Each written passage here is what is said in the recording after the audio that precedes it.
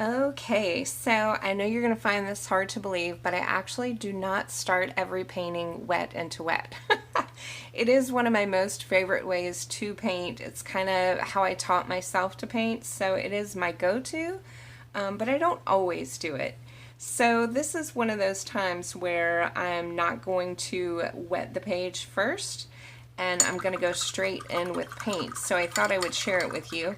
I am using the same colors, so I've got quinacridone sienna, burnt sienna, a little burnt umber, mauve, and phthalo turquoise.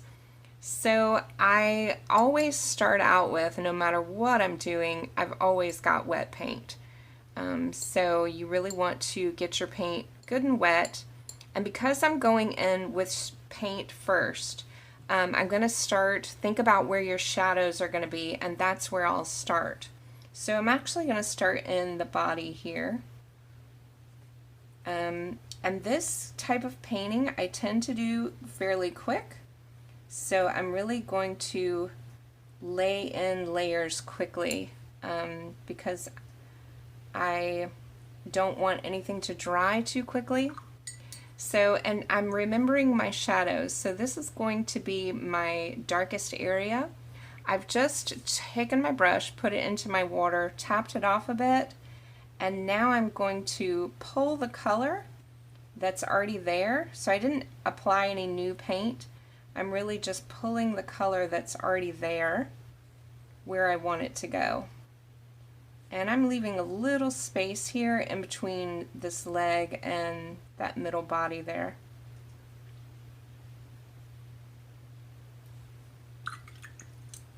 So I'm going to do the same thing right over here.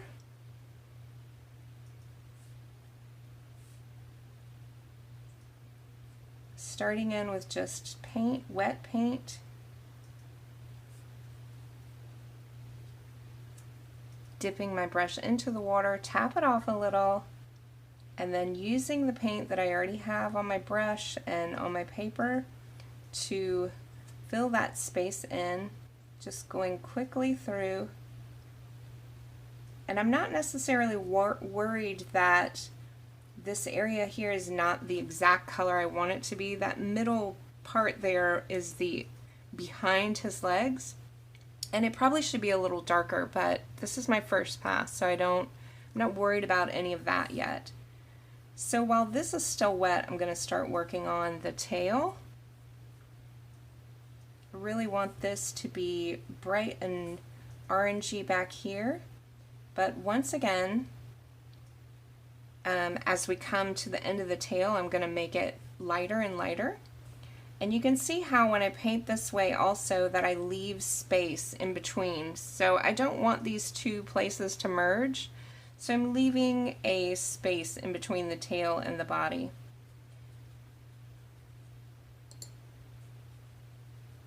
So I've got a fair amount of paint back here. Now I'm going to dip water, tap off a little, and start to pull this color. I'll do it once more, water, tap, and just keep doing that process until I run out of paint.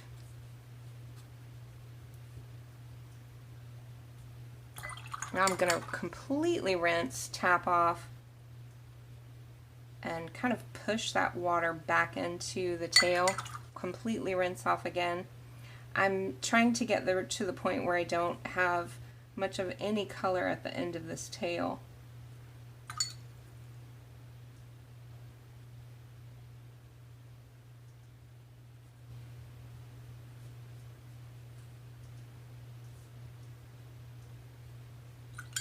That is looking glorious.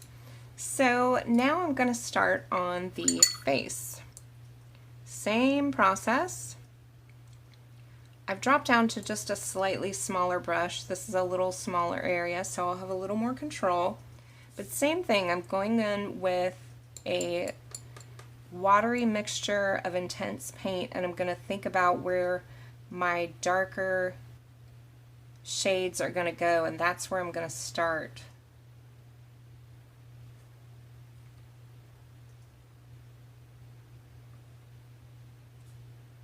So same thing, I'm keeping this area here lighter.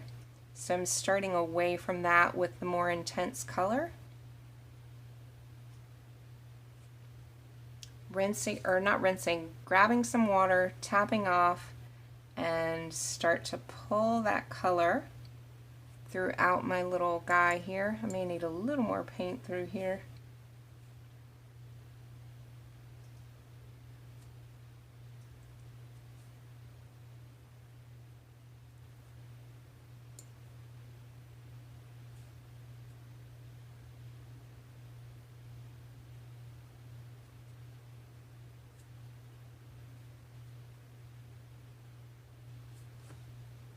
I'm going to turn my paper so it'll be a little easier to get to.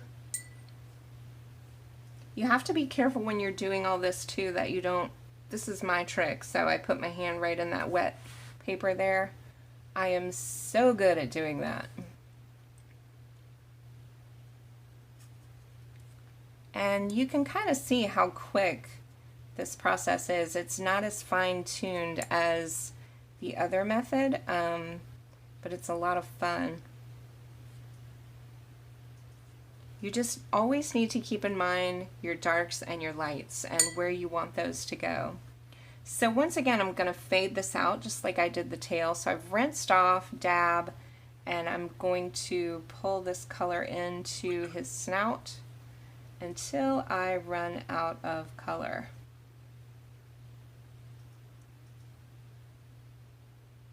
I keep saying he. I think this kind of looks like a girl, so maybe it's a she. So now that I've got this much done, I'm going to let this dry so that we can kind of work on these shapes here. I do want these to be separate from this. So I'm going to let everything dry and we'll start to refine. So let's get started on this section here. So I'm going in with wet paint and remembering that this area where the eye is, especially right around the eye, remember that this is kind of set back. So his eyes, her eyes are kind of set back, and we want to indicate that by using darker shades. So right now I'm kind of applying some makeup right around her eyes with my darkest blend here. And then I'll dip a little water, tap off, and pull that color.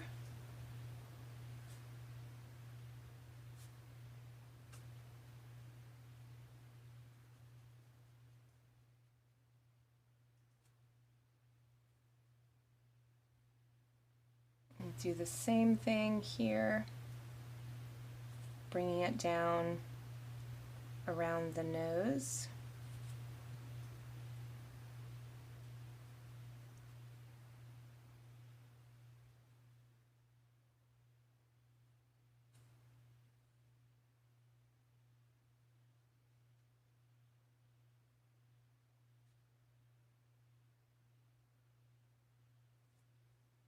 And now, while it's still wet, I'm coming back with a super tiny brush just to add in a little more color around these eyes. And it's going to blossom and bloom because the paper's still wet, and that's okay. It's going to give it a really painterly effect. It will not go exactly where you want it to go, and that's okay. So one of the joys of watercolor is it pretty much does what it wants to do. So once I have that in, I'm going to come back with a little mauve and start introducing this color right into that sienna. So this mauve with the sienna almost turns it kind of a brown color. I like the blend of it, but it's very cool, so cool temperature wise.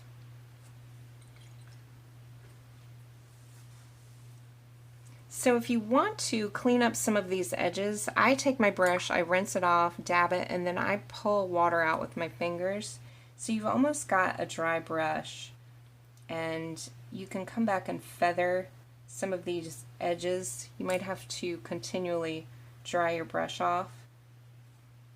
So always clean it, dab it, and then pull that water off with your fingers. And you can clean up these kind of rough edges if you want. So that's looking good. I'm going to paint the dark part of the ears. So I'm going into my mauve and applying that right to the inner ear. And then coming in with turquoise and dropping that right in. It looks a little dark, and it might be too dark, I don't know, but I like it. So if it's too dark, it'll just have to be too dark. I like it the way it looks. So you can kind of decide on yours. You can also use the sienna colors if you don't want to get too wild with your colors. You are more than welcome to use your sienna or your burnt umber and tone it down a little. This kind of gives it a southwestern look, I feel like, these color choices. Okay, looking so cute. So now that this is dry too, we can go ahead and make this a little darker. So all I'm going to do is take my sienna, come right back into this middle section, apply a bit of that, and then a bit of the mauve right on top of it. If it's a little darker, it'll push it back into the distance instead of it looking like a third leg there.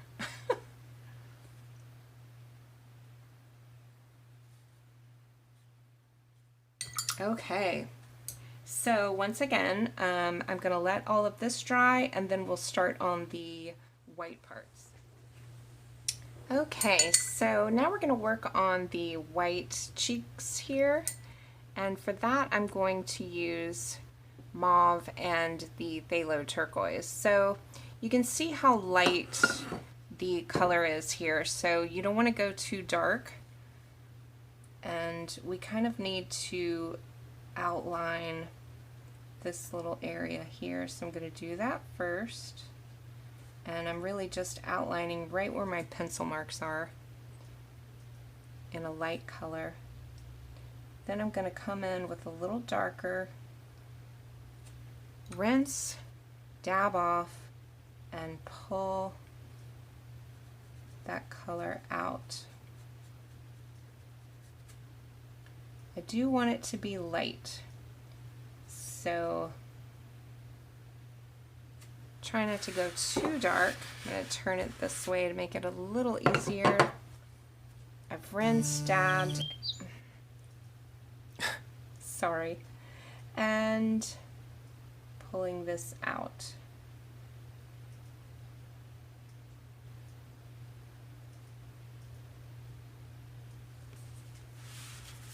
So while that's still a little wet, I'm taking the tiniest bit of turquoise and I'm going to drop that color right next to the nose here.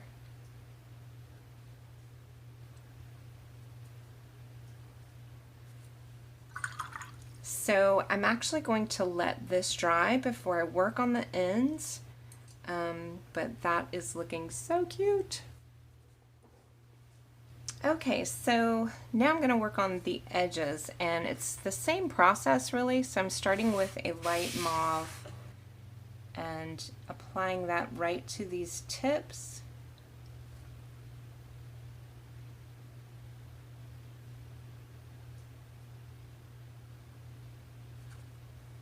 Rinse, dab off, and pull the opposite way now. So you're going to end up with some white flecks where your two strokes meet, and that is perfect. I'm taking just the tiniest bit once again of the turquoise and dropping that right to the ends.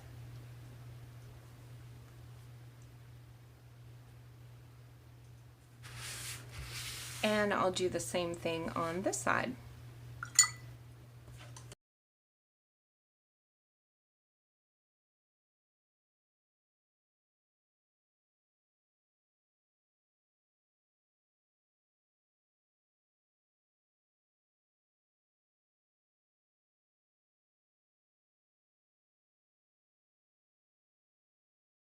Okay, so let's go ahead and give this little guy a nose. And I think I'm actually going to get a little crazy with my color. And I'm going to put in a layer of mauve first. So just some wet mauve there. Rinse off, and now I'm going into that darker color that we used before. I happen to have Moon Glow, and I'm going to drop that right in the bottom.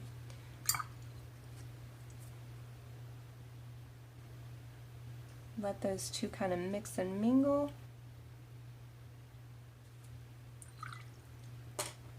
And now we can paint his eyes. So I'm going to switch down to a smaller brush, and I'm going to give him burnt umber eyes again.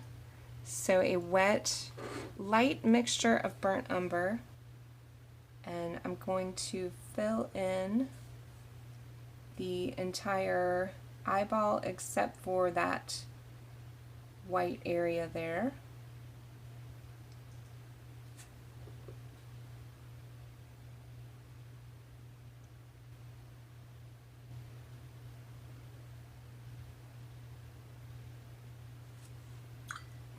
And we also, I'm going to give him a little more makeup as well.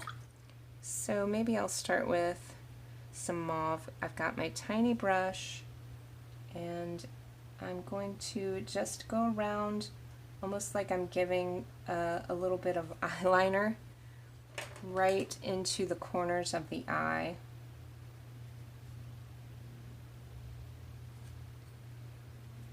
Just giving some shape and definition to these.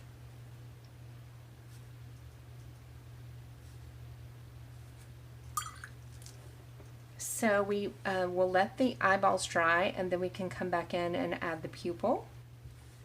And I think this is all dry enough to where we can go ahead and work on this area as well. So same process that we did for the cheeks. I'm coming in with mauve first, going right under that bottom lip, right under the cheek section here, putting in a little darker mauve color, rinse, dab, and now I'm going to begin to pull that color out and down.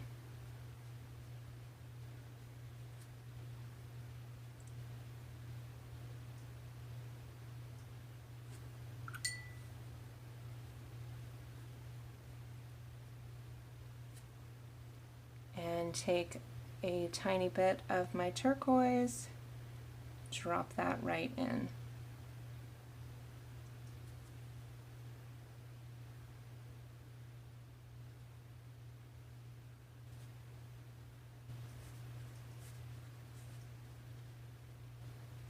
I'll let that dry. And then I'll come back and do some of the same little frilly things just like I did for the cheeks.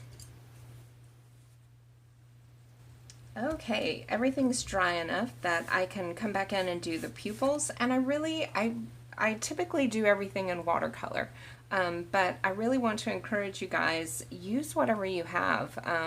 So I'm going to actually use a Sharpie pen to put in the pupils. You can use Sharpie pens to kind of give definition, and also watercolor pencils are an excellent way to add some more shadow and depth. So definitely use what you have, use what you're comfortable with. Sometimes I get in my watercolor zone and this pen doesn't work, and I forget that I have other stuff that I can use. So definitely use those art materials. And Sharpie pens can sometimes be way easier than trying to get these tiny little areas with a tiny little paintbrush. So, it all comes together when you add the eye. It's amazing. So, like I said, you can also use your Sharpie pen to really give this little sweetheart some really pretty makeup. And don't be afraid. Remember, reality is not our guide. So maybe she has eyelashes. She is that pretty and that sweet. So now I just need to finish these little wispy ends. You would do it the same way that you do the cheeks, and I'm going to call this little girl done. So I hope you've enjoyed this way of painting. It's a lot of fun. You can do it a little quicker than you can do the other method, and it's really great for sketching. So I hope you're inspired, and I can't wait to see what you create.